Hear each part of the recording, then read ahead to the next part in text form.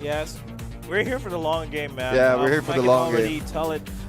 Right. Hayabusa is one of the heroes that is poised for being a split pusher. As we enter game number 2, we might see that play style.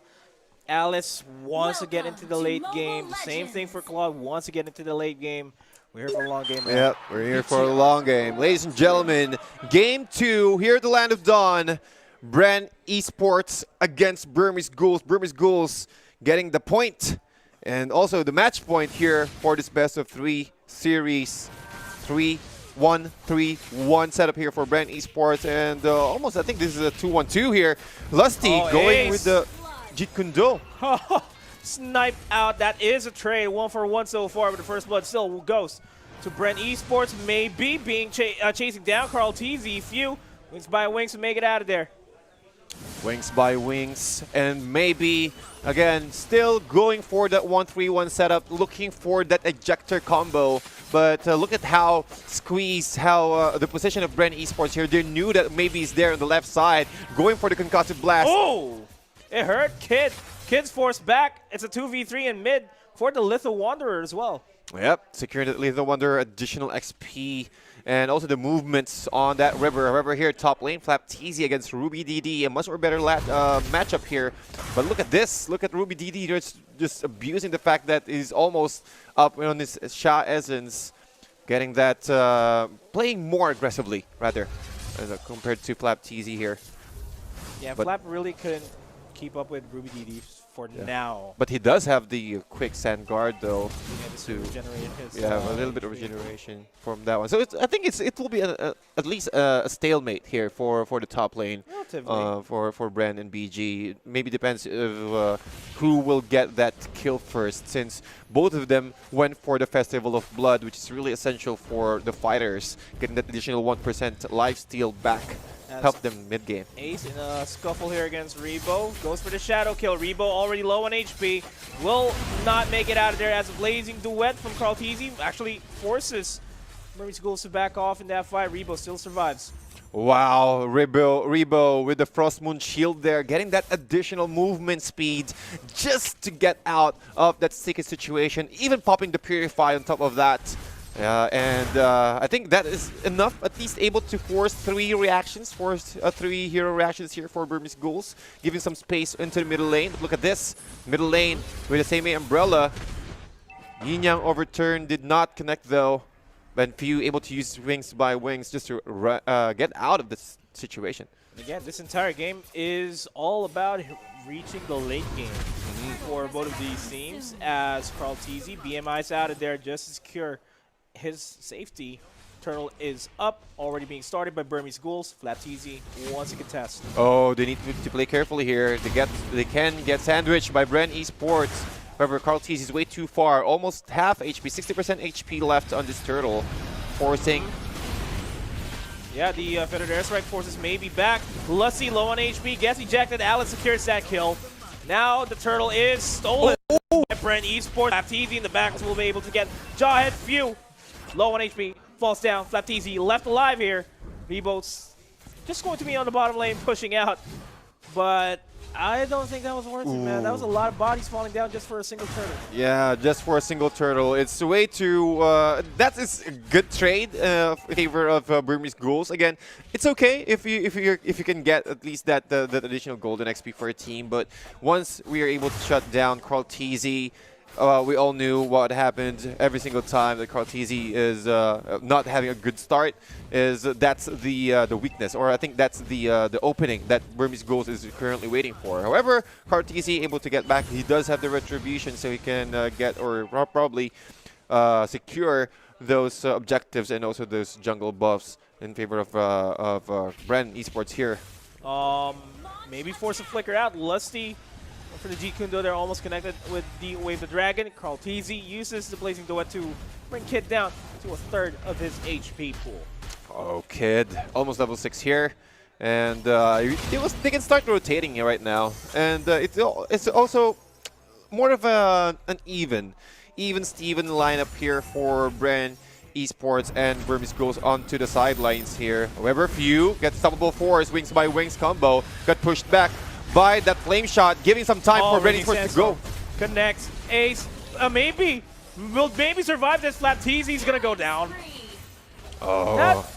That should have been a kill. Yeah, that should be a kill there. I was really expecting more people, more players from Bren Esports to go to the top lane, but I guess they will just give this top lane for free to Burmese Ghouls. Look at the net worth, ladies and gentlemen. It's not that far, but the towers. This is one of the things that you need to keep an eye on if you want to play for this kind of aggressive play style, especially for Burmese Ghouls. You just need to get every objective. Oh, the ejection onto Lusty. We'll catch him out. Rebo finally joining in on the fight. The Falling Star Moon is available and already used on the Ruby DD. They managed to get the kill onto Yuzhong. That is going to be big. Turtle finally starting out by Bren, low on HP. Secured by Bren Esports. The buff is on Carl TZ. We'll go for the Shadow kill. Ace will not manage to secure that kill. And Bren Esports will clean up the house as the last member alive, forced to yeet out of there. Mid lane will finally be pushed. And Bren will take back the momentum that Burmese Ghoul had in the early game. And Carl TZ still looking for blood here. D will not be able to flow blood out of there. Okay, Carl TZ getting his groove on right now, getting 2 kills. Well, in an instant, getting his Demon Hunter sword, and I think he's about to finish his Raptor Machete right now, plus a magic shoes. There we go. Calamity Reaper has been picked up by Rebo after getting that Enchanted Talisman plus the Warrior Boots. Death Blade here for Flap TZ, which is really essential if you're up against the Yuzhong here, especially on this laning phase. But that is enough for Flap TZ to secure another turret, or the second turret for the side of Bren Esports. And they might get a third here as D erased from the top lane, but they managed to erase Carl TZ near the turtle pit on the bottom side of things. Yeah, but look at Burmese Ghouls here. They're ready to trade this turrets away from the top lane, but the most important turret for me is the middle lane, because once the middle lane has been destroyed, it is easier for your team to get in and occupy the jungle area, which is what they're doing right now. Just cutting up the lanes. 3 members here from Burmese Ghouls just grouping up together here in the bottom lane, but there's no reaction from Bren. They knew that there are 3 heroes there, possibly 2 or more heroes on the bottom lane. Oh, look at this though, big rotation from Bren to go for the bottom lane, and the last turtle of the game for now. Rebo will not be committing the Falling Star Moon just yet. Wave the Dragon, no can do. Gets ejected out of there, force the Jeet Kundo out. Flow of blood almost connects onto Lusty, but a turtle being started off by Bren, and it will finally be secured once again by Carl TZ. Carl TZ getting the 3rd turtle on his hands here. It doesn't matter if the KDA is quite even, but look at the gold here, 5,600 compared to 5,000, almost 5,200 for the Hayabusa for Ace here. So going straight to BOD. You need to keep an eye and respect that BOD as well, and especially on the hands of Hayabusa. One shadow kill. Why did you even decide to go inside too? Oh, that's well, maybe a high-risk play. What he's trying to go is maybe possibly try to kill Few, but Few's HP is way too well, it's not that within the threshold to be played aggressively for. But Bren feeling the groove now again with the ejector. Ejector onto Lusty, Blazing Duet, just to clear the minion waves. Ooh, look at that. Are low, gets the wave to Dragon connection, takes down the Jawhead. Ruby DD next in the line here. It's a 3-man press. Make it at 4. Carl TZ rejoining the fight. Will out-sustain Ruby DD as they manage to turn things around. It's now a 1-for-3 trade. They take down Flap TZ, but at what cost? They also take down the Hayabusa. They take down Show. 2-for-4 trade. Yeah, it's well, really favorable for Bren Esports there. I'm not sure why Burmese Ghouls decided to go for that fight. Look at that bait there. And maybe will not survive that, definitely. D goes down as well. And these are the things that you don't want to give Bren. You don't want to give them easy kills. You don't want them easy control of the entire map, because as soon as you do, they will steamroll their way in towards your base. We're seeing the top lane inhibitor and the mid lane inhibitor turret left standing as the Lord is spawning in a couple of seconds. Bren has a good positioning to secure the Lord for themselves. I completely agree there. As you can see, both 4 members here, after taking down this tier 1 turret into the bottom lane, they will try to take down the Lord. Lord is quite ready there, jumping from that one, leaping rather. But then again, Burmese Ghouls knew that the rest of Bren Esports are going for the turtle, or rather going for the Lord, 50% HP.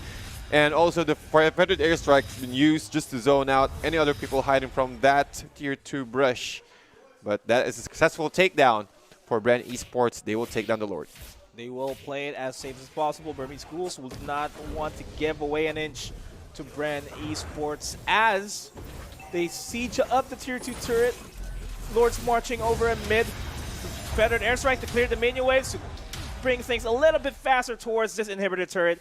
And Siege, lane priority here for Bren Esports on the bottom lane. They need to start pushing the top lane as well so that they can complete the siege here on towards the base. Yep, and look at this, just how Lusty delayed the minion wave there. Just to make sure that the Lord will be delayed for a little bit. And now Lusty moving forward, trying to get someone out of the way for the Black Dragon. Yeah, Black Dragon over the back lines, but maybe getting a brunt of the damage there with the Blazing Duet. Rebo will secure that kill. Few will go for Ruby DD, Flap, Teasy, or Rebo. Who's it gonna be? Still gonna be Carl Teasy. Ace, force to quad shadow out of there. Kid alone as well as this mid lane turret is going down.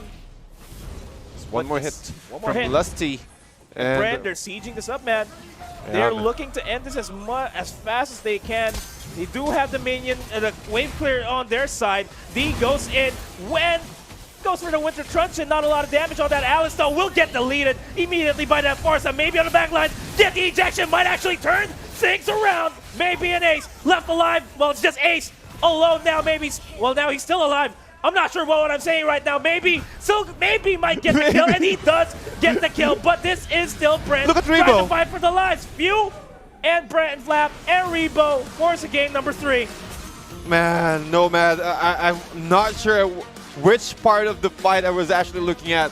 Top lane, it's up against Jawhead, and well, maybe he's right there, and also the middle lane. But Rebo just keeping an eye on the objective. Go for the main inhibitor. Secure game 2. Now